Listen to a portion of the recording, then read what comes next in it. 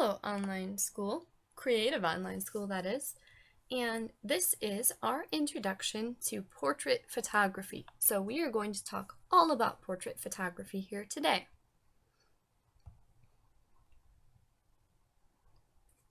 So I want to give you a warm welcome and tell you a little bit about ourselves.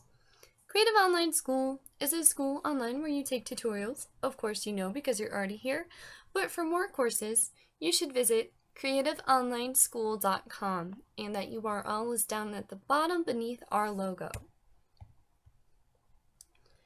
And now I want to tell you a little bit about myself. My name is Aaliyah, and I am actually a teacher by trade, so it's pretty fitting that you've come here to listen to my tutorial today. I have been a photographer for 8 years. I'm experienced in portrait, macro, and night photography, as well as a little bit of Photoshop and paint shop, and really anything. I just try and dabble in photography.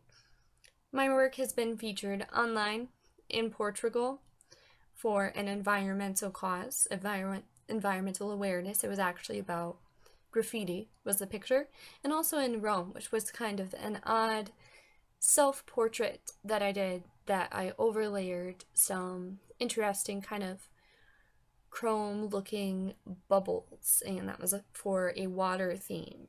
Anyway, so if you come across those, don't be surprised, but I want to thank you so much for coming here and taking the course with me today.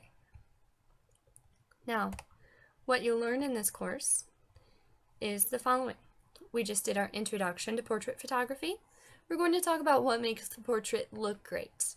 We're going to talk about recommended equipment for a better portrait shot, compositional techniques for cool portraits, tips for better backgrounds in portraits, lighting skills for amazing portraits, bokeh, blur, and other special effects, examples of poses for better portraits, and continuing, we'll talk about tips for child portraits, tips for corporate portraits and headshots, tips for wedding and event portraits, indoor portraits, and tips for outdoor portraits, because where you take the portraits and when you take the portraits changes a lot about the compositional effect that you'll want.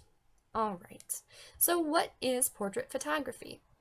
Essentially, it's taking pictures of and capturing the essence of a person or group. So here is a picture that I've personally taken. This is Adam, and I really feel like I captured his friendly personality in this photo that I used the sepia effect. Alright, and so let's get started with our chapters.